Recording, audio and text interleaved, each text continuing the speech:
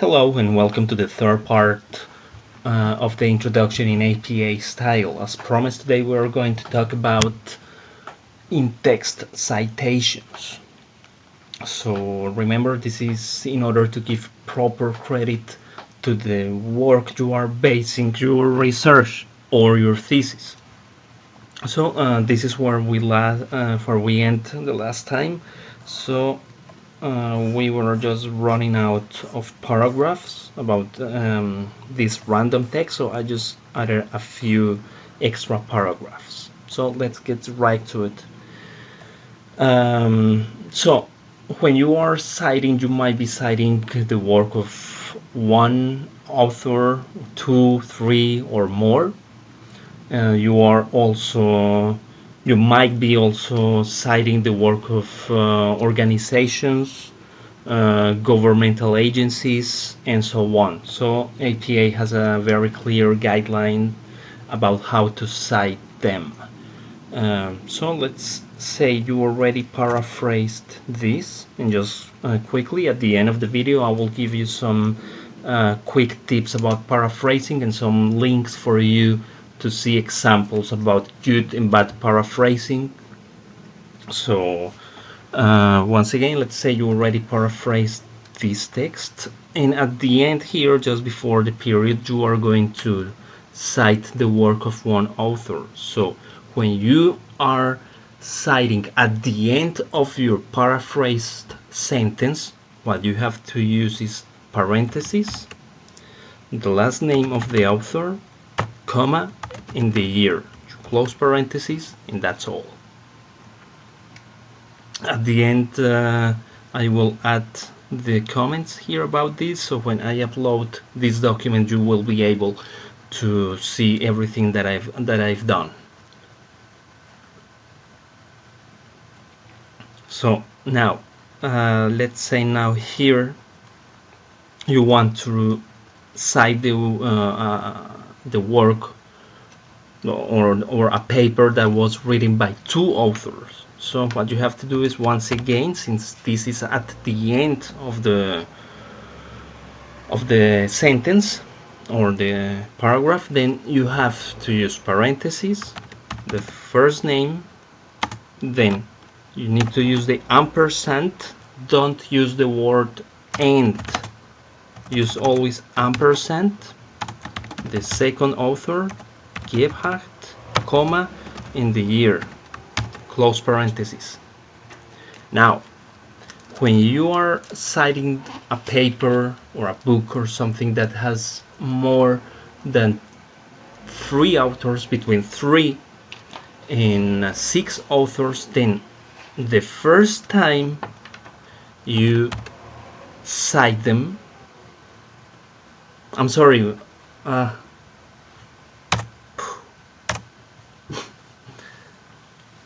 so when you are going to cite on a paper or an article that has been written by authors between 3 and 5, then the first time you cite this work, you use parentheses, Mora, comma,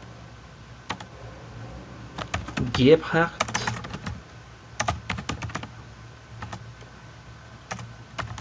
Schwab,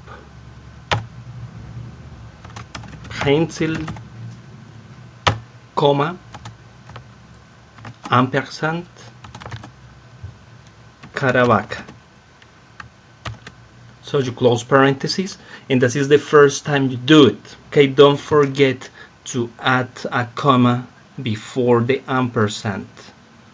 Okay, many people avoid the comma there, and that's wrong. So this is the first time you're citing the word from these 5 persons. Now the second time you use it, you have to write only the first author's last name.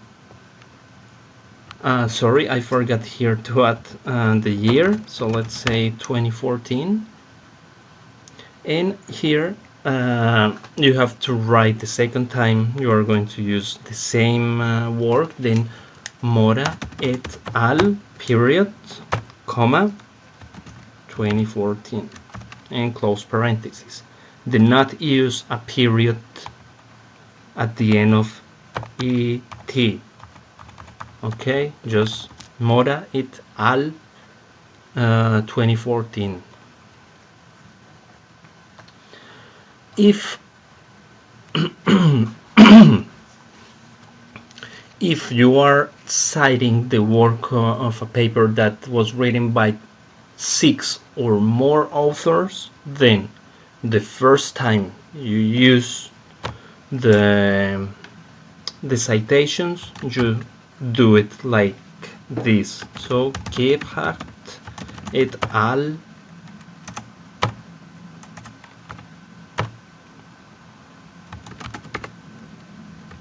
2012. So you will write the complete reference in the reference list. So that's about the authors.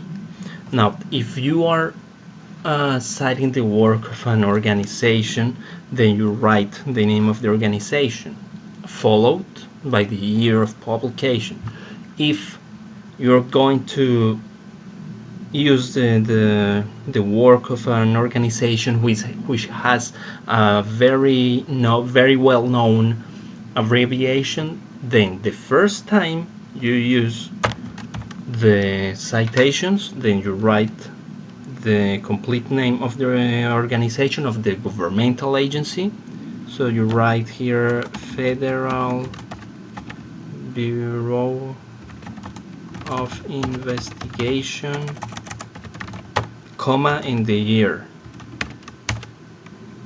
And the second time you're going to use work from this governmental agency in your paper, then you write FBI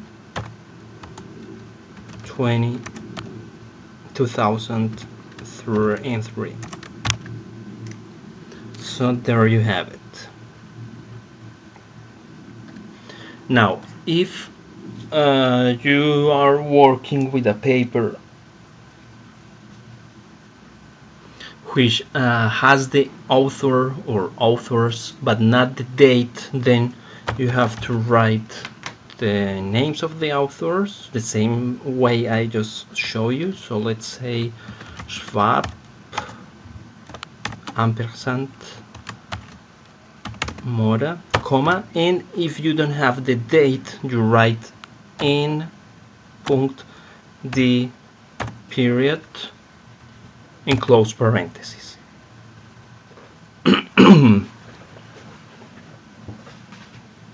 Now,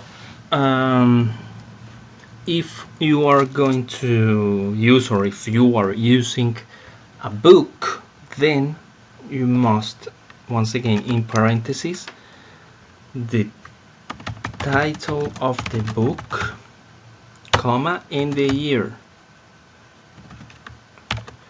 However, the title of the book must be italicized. Yeah, this is when you don't have the authors, but you have the date. If you happen to have an article or a paper that where you happen to have the date but not the author names, then you have to write parentheses, the name of the article. So I don't know, math self-efficacy in adolescents, comma, and the year. But here you will use quotation marks for the title of the article. So that's all you have to do in that case. Now, when your parenthetical citation includes 2 or more works, order them the same way they appear in the reference list. This is in an alphabetic fashion. So you have to separate these references by a semicolon. So for example here we can write Gebhardt, comma 2013 semicolon Mora and Schwab, comma 2015, and so on. So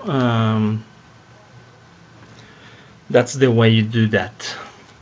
Now if you have authors with the same last name, you have to use the initial with the last names. So for example, let's say here J Moda 2014 semicolon N Moda, comma 2012.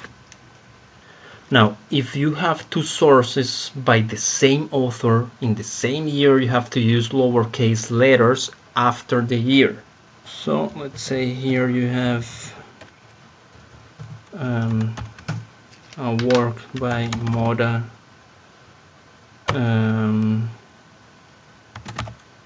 2014A. If you use a source that was cited in another source, you have to name the original source in your signal phrase. So you have to list the secondary source in your reference list and include the secondary source in the parentheses. So for example, let's write here, for example, you are basing this line on the work of Mora 2014. So you say Mora argued that blah blah blah, and you say as cited in Gebhardt und Schwab 2003, and you have to cite the page. So this is a little bit a mix of quotations since we are using the page number. However, although APA allows to do this, I strongly recommend to go and read the original article. Now finally, another way to make these in-text citations is to make the citations at the beginning of the sentence. So for example, I just did it here, but I'm going to do it once again here. So for example, you write Schwab und Gebhardt, then in parentheses the year,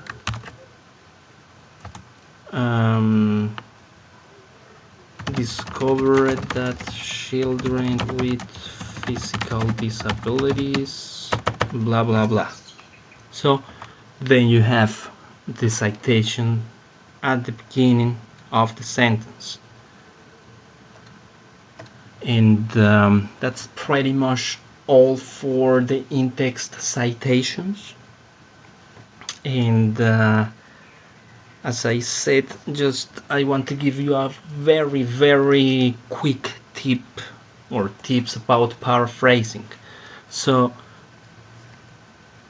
you must know that it is not enough to know how to use the thesaurus.com website.